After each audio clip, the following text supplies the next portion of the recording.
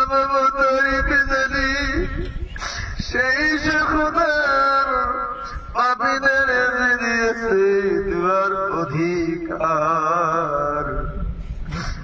আমার তারিফে জানি সেই সে খোদার পাপীদের দিয়েছে দুয়ার অধিকার। দরুদ সালাম বিধি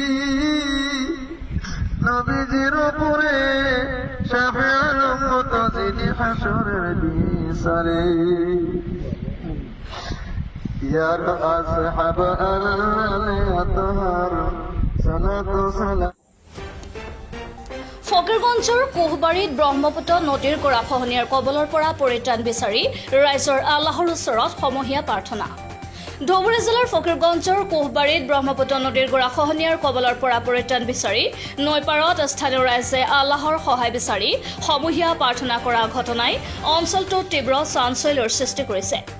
উল্লেখযোগ্য যে দীৰ্ঘদিনৰ পৰা চলি অহা ব্ৰহ্মপুত্ৰ নদীৰ গৰাখহনীয়াই ফকীৰগঞ্জ এলেকাত তাণ্ডৱ চলোৱাত ব্ৰহ্মপুত্ৰ নদীৰ গৰাখহনীয়াত হাজাৰ হাজাৰ পৰিয়ালৰ ঘৰ বাৰী, কেইবাটাও শিক্ষানুষ্ঠান প্ৰতিষ্ঠান আৰু কেইবা হাজাৰ হেক্টৰ কৃষিভূমি ব্ৰহ্মপুত্ৰৰ বুকুত জাহ গৈছে। আনকি অঞ্চলটোৰ উচ্চ শিক্ষাৰ প্ৰতিষ্ঠান মহেশালাবাৰী কোহবাৰী হাইস্কুলখন ব্ৰহ্মপুত্ৰ নদীৰ গৰাখহনীয়াৰ কবলত পৰি জাহ যোৱাৰ উপক্ৰম হৈছে।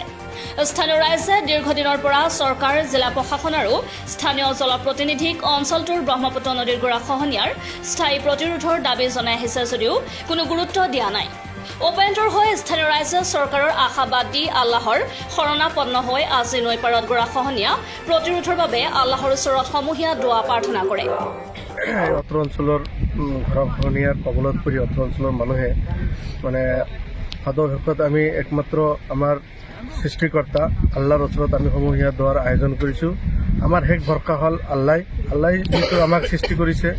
নদীও আল্লাহৰ মখলুক, আমিও আল্লাহৰ মখলুক। গতিকে আমি এই গৰাখহনীয়াৰ পৰা পৰিত্ৰাণ পাবৰ কাৰণে বহুত দিনৰ পৰাই আমি বহুত চেষ্টা কৰি আছোঁ। বিভাগীয় কৰ্তৃপক্ষ আৰু অসম চৰকাৰৰ বিভিন্ন ধৰণৰ আঁচনি হৈছে, কিন্তু আমাৰ এই গৰাখহনীয়া প্ৰতিৰোধ হোৱা নাই। গতিকে আমি এই অত্ৰ অঞ্চলৰ মানুহ মানে আজি শেষ ভৰসা আমাৰ, যিহেতু আল্লাই আমাক সৃষ্টি কৰিছে, আল্লাই আমাক প্ৰতিপালন কৰি আছে। গতিকে আমি সকলো এই অত্ৰ অঞ্চলৰ মানুহে আল্লাহৰ ওচৰত আমি সমূহীয়া দোৱা প্ৰাৰ্থনা কৰিছোঁ, যাতে আল্লাই আমাক একমাত্ৰ ৰখে। আল্লাহৰ ওচৰত আমি সকলোৱে কান্দি আল্লাহৰ ওচৰত প্ৰাৰ্থনা কৰিলোঁ যাতে আমাক মানে আমি বহুত এপ্ৰ'চ কৰিলোঁ চৰকাৰৰ ফলত, মানে বহুত মানে আবেদন কৰিলোঁ, কিন্তু চৰকাৰে দিবই। কিন্তু আমাৰ এটা কথা হ'ল যে অত্ৰ অঞ্চলৰ বহুত মানুহ আমি আছোঁ ইয়াত বসবাস কৰি আছোঁ, মানে ধৰ্মাৱলম্বী মানুহবিলাকে। গতিকে আমি এটা দিন নিৰ্ধাৰিত কৰিছোঁ যে আজি আল্লাহৰ ওচৰত মানে দোৱা মাগিলেও নিশ্চয় আল্লাহ কবুল কৰিব, এইটো আমাৰ দৃঢ় বিশ্বাস।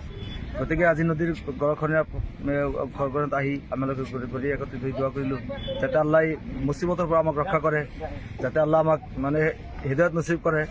এইটো উদ্দেশ্য লৈ আমি আজি দোৱা কৰিলোঁ।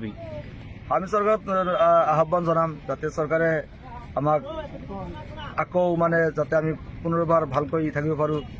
এই নদী ভাঙৰ এলেকা মানে ফালৰ পৰা আমি যাতে ৰক্ষা পাওঁ, পাৰ্মানেণ্ট প্ৰটেকশ্যন যাতে হয়, সেইকাৰণে আমি চৰকাৰক আহ্বান জনাম যাতে চৰকাৰে আমাক মানে দয়া কৰি এই পাৰ্মানেণ্ট প্ৰটেকশ্যনটো দি আমাক থাকিবৰ এটা সুবিধা কৰি দিয়ে, এইটো চৰকাৰক আমি আহ্বান কৰিম।